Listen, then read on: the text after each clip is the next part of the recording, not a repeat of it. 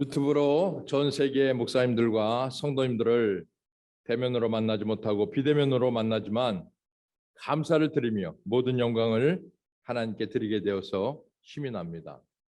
세상 만사에서 만남은 우연이 없지만 저와 여러분들과의 만남은 아래의 세 가지 만남 중에서 수건 같은 만남이 되기를 원합니다.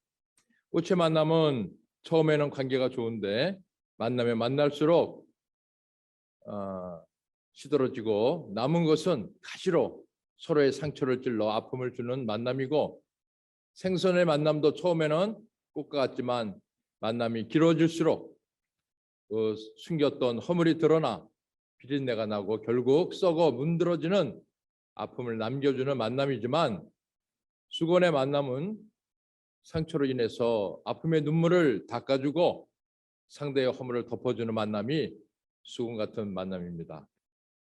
저는 성경을 읽는 가운데 마태복음 10장 8절 하반절 말씀이 마음에 와닿습니다.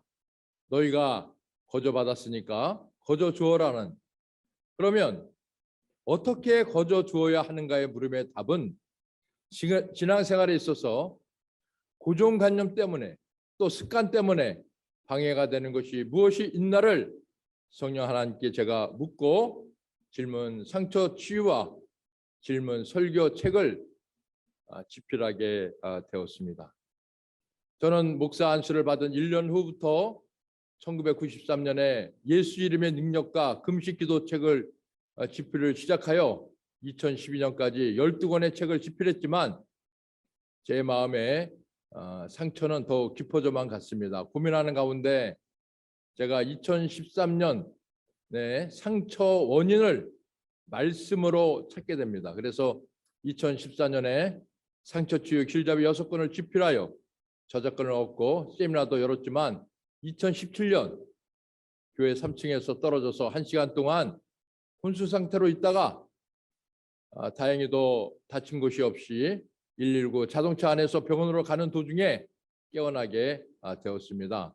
이후로 모든 외부 활동을 중단하는 가운데 2020년에 고정관념을 깨기 위한 505 쓴뿌리 질문 치유와 성경 말씀 505가지 질문 치유에 1515 구절로 이제 답을 제시하는 강의안을 집필하여 저작권을 얻고 2021년 세계 최초 52주 질문 설교를 집필하여 저작권을 취득하였습니다.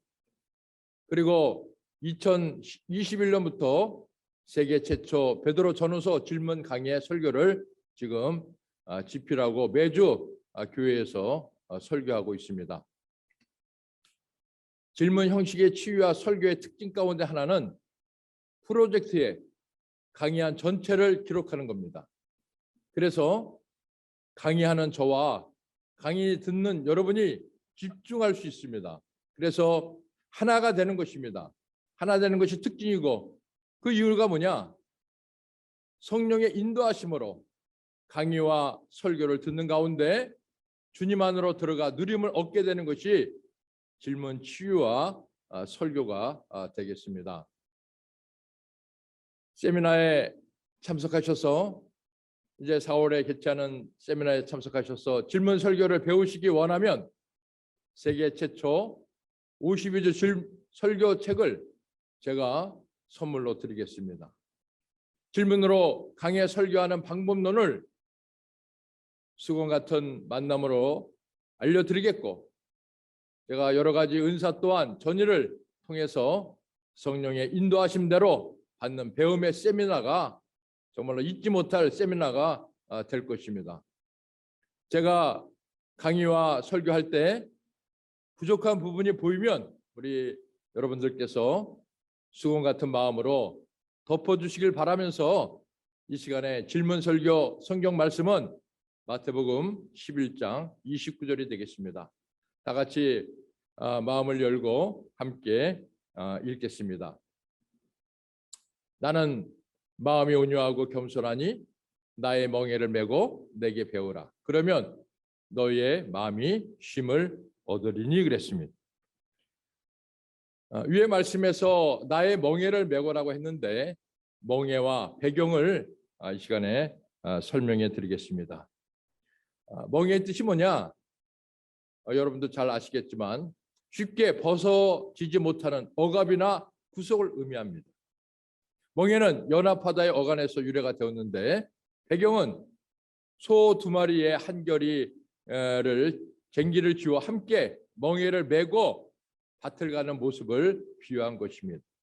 비유에서 두 마리의 소가 함께 밭을 갈 때 한 마리의 소는 어미소고 또 한 마리의 소는 일을 배우는 새끼소가 되겠습니다. 위의 말씀에서 예수님께서 내게 배우라고 했는데 무엇을 배우라는 것입니까? 여러분, 바로 말씀의 진리가 되겠습니다. 질문입니다. 예수님은 수고하고 무거운 짐진 자들에게 짐을 맡기라고 했는데 아직 맡기지 못한 점이 무엇인지 이 시간에 한번 생각해 보겠습니다. 목회자의 짐에서 첫째가 무엇입니까? 우리 목사님들은 아마 제일 첫째 짐이 뭐라고 아마 할 것입니다. 그리고 또 나머지는 성도들의 짐 가운데 속한 것도 아마 있을 것입니다. 그럼 성도의 짐이 뭐냐? 시댁이 짐이 될 수 있고 친정, 형제, 자매, 손자, 손녀 돌봄과 양육의 짐, 대출 이자, 월세, 전세금, 할부금, 애경사, 학비, 장기 입원비, 그리고 각종 시험 공부의 짐이 아마 짐이 될 것입니다. 그동안에 나의 어깨에 어떤 이제 짐으로 눌려 있었는지 이 시간 스스로 잠시 이제 생각해 보면서 짐 멍에가 어디서부터 왔는지를 이제 알아야 되는데 멍에의 원인 중 한 가지는 조상의 죄로 인한 바로 대물림이라는 사실입니다. 이 시간에 여러분께서 한 가지라도 자신에게 해당되면 대물림의 묶임을 생각할 수 있습니다. 질문입니다. 대물림의 묶임 5가지가 뭐냐? 첫째로 궁핍입니다. 둘째로 가난, 압제, 학대, 질병, 유전이 되겠습니다. 그러면 궁핍은 뭐냐? 수입은 있습니다. 돈은 법니다. 그런데 저축을 못합니다. 밑 빠진 덕에 물 붓듯이 빠져나가는 것이 궁핍의 바로 대물림입니다. 가난이 뭐냐 그러면? 돈이 없어요. 돈이 없는 것이 가난입니다. 압제가 뭐냐? 정신적인 마음의 눌림입니다. 아주 조그만 일이 발생되어도 압박감으로 잠을 못 잡니다. 또 밥을 먹어도 소화가 안 됩니다. 두려움이 앞서고 불안한 상태가 바로 압제입니다. 그리고 학대가 뭐냐? 학대는 정신적 학대와 육체적 학대가 있는데 정신적은 스트레스와 상처, 왕따, 따돌림, 차별, 무관심입니다. 육체적은 사람과 동물, 폭언, 신체 폭행, 질병, 유전은 정신적과 영적과 가정적과 육체적 질병이 되겠습니다. 문제는 이런 5가지가 우리의 삶 속에 깊숙이 들어와 있는데도 생각하기를 뭐라고 얘기합니까? 이러한 것들은 나 내 힘으로 어떻게 할 수 있냐 하고 이제 그냥 포기하고 그냥 받아들인다는 거예요. 그리고 아무 정황 없이 그냥 받아들이는 이유가 뭐냐? 여러분 뭐라고 생각합니까? 여러분 이렇게 묶였기 때문에 그렇습니다. 죄 지은 자가 뭐에 묶입니까? 수갑에 묶였어요. 수갑에 묶인 자는 어떻게 됩니까? 아무것도 할 수 없어요. 도망갈 수가 없어요. 여러분 이제 이것을 우리가 분명히 아셔야 될 줄로 믿습니다. 그래서 우리 그런데 예수를 믿지 않는 사람들은 묶임에서 빠져나오려고 뭘 합니까? 무당을 불러서 굿까지 하는 사람도 있는데 정작 예수를 믿는 사람들은 손을 놓고 그냥 묶여 산다는 거예요. 이제는 그렇게 살면 안 됩니다. 가난과 궁핍과 학대와 유전, 대물림, 압제에서 묶여서 사는 것은 하나님이 원하시는 것이 아니에요. 하나님이 원하시는 것은 누림입니다. 이것을 여러분께서 우리가 아셔야 돼요. 질문입니다. 예수께서 나의 멍에를 메고 내게 배우라고 했는데 그럼 무엇을 배우라고 했냐? 진리입니다. 진리. 여러분, 우리가 진리가 어디서부터 왔는지 알아야 됩니다. 진리는 요한복음 1장 17절에 율법은 모세로부터 말미암아 주어진 것이요 은혜와 진리는 예수 그리스도로 말미암아 온 것이라고 분명히 말씀하고 있습니다. 여러분께서 이제 진리를 배우면 궁핍, 학대, 가난, 압제, 유전, 대물림, 묶임에서 정말로 여러분께서 자유롭게 이제 될 수 있음을 알아야 될 줄로 믿습니다. 요한복음 8장 32절 우리 한번 다 같이 한번 읽겠습니다. 진리를 알지니 진리가 너희를 자유롭게 하리라 그랬어요. 알아야 자유롭게 되는 겁니다. 그러면 우리가 진리 안에서 자유롭게 하려면 무엇을 해야 되냐? 처방이 바로 금식과 회개라는 사실입니다. 이사야 58장 6절입니다. 다 같이 한번 읽겠습니다. 나의 기뻐하는 금식은 흉악의 결박을 풀어주며 멍에의 줄을 끌어주고 압제당하는 자를 자유케 하고 모든 멍에를 꺾는 것이 아니야 하겠느냐, 그렇게 분명히 말씀하고 있습니다. 여러분들이 금식의 고정관념을 깨기 위해서 505가지 질문 치유 168페이지에서 180페이지를 참조하면 금식에 대해서, 고정관념에 대해서 정말 잘 알 수 있겠습니다. 성경에서 금식 기간은 하루 금식이 있고요, 3일 금식이 있고요, 7일 금식이 있습니다. 예수님을 믿지 않는 사람들은 가운데 묶임에서 풀려나려고 여러분 얼마를 드리는 줄 아십니까? 최소가 여러분요 3천만 원이라는 거예요. 3천만 원짜리 국까지 여러분요 묶임에서 여러분요 하는데, 구원받은 자가 바로 저와 여러분이 묶임에서 풀기 원하면 여러분요 우리는 뭐 그렇게 3천만 원 안 해도 됩니다. 뭐만 하면 되냐? 주님이 기뻐하시는 금식 하루라도 하세요. 여러분 정말입니다.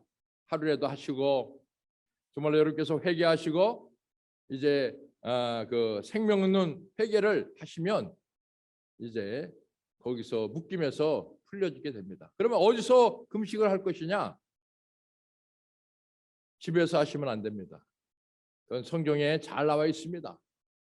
그러면 거주하는 집 빼고 금식할 수 있는 곳이면 어디든지 할 수 있지만, 여러분 그것이 안 되면 파주 주안교회 편백나무 찜질방에서 하시면 됩니다. 우리 성도님들이 찜질방 사진 미리 보기 원하시는 분은 인터넷 주소로 다음 검색으로 이제 파주 주안교회를 클릭하시면 이제 그 찜질방을 볼 수가 여러분 있습니다. 그러면 이제 금식에 대해서는 이제 나중에 하고, 회개가 뭐냐? 회개는 하나님께 나의 죄를 숨기지 아니하고 자복하여 사함을 받는 것이 바로 회개입니다. 여기서 자복이라는 단어가 있는데 자기가 저지른 죄를 자백하는 거예요.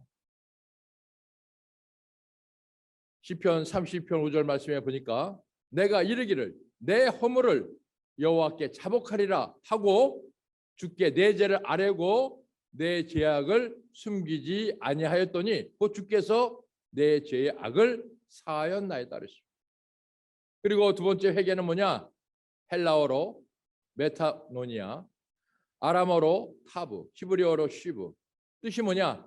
마음을 굳혀먹고 하나님께로 돌아서는 것이 이제 바로 회개라는 것입니다. 질문입니다. 회개는 일반적인 회개와 생명 얻는 회개로 분류할 수 있는데, 금식을 통해서 생명 얻는 회개를 하면 무엇을 얻을 수 있냐?